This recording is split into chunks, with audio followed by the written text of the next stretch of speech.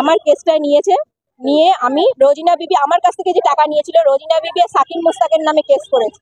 ঠিক আছে, পুলিশ আমাকে বলছে প্রমাণ দাও। আমি যদি চোর হই, ডাকাত হই, আমি প্রমাণ রেখে চুরি করবো? কখনোই না।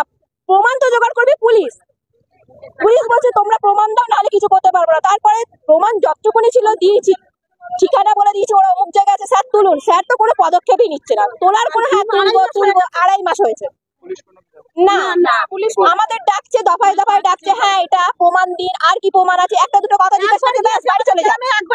বাড়ি চলে যান, এটাই পুলিশের এইটুকুনি কাজ, আমাদের কাছ থেকে জেরা করা, প্রতিশ্রুতি দেখিয়ে যে কিছু ব্যবসা, যেমন মহিলারা একসাথে গ্রুপ করে কিছু ব্যবসা করব, সেই ব্যবসার লাভ কিছু হলে মহিলাদের দেব। বিভিন্ন কোম্পানি থেকে আমাদের নামে লোন করেছে, যে এই ব্যবসার প্রতারণা দেখিয়ে 12টা কোম্পানির লোন। এইটার আপোষে যাবার জন্য আমি রোজিনা বিবি যেখানে মাছিভাঙ্গায় পলাতক, সে মাছিভাঙ্গায় তার শ্বশুর বাড়িতে গিয়ে উঠে রয়েছে খামারহাটি গ্রামে। সেখানে আমরা আপোষে কথা বলার চেষ্টা করেছি, কিন্তু তার চাচা শ্বশুর সেখানে আমাদেরকে কুপ্রতারণা দিয়ে ধাক্কা মেরে মানে আমাদের সাথে এতই বাজে মারধর গালাগালি করে, সেখান থেকে খারাপ ব্যবহার করে। আমরা চাচ্ছি রোজিনা বিবিকে তোলা হচ্ছে না কেন?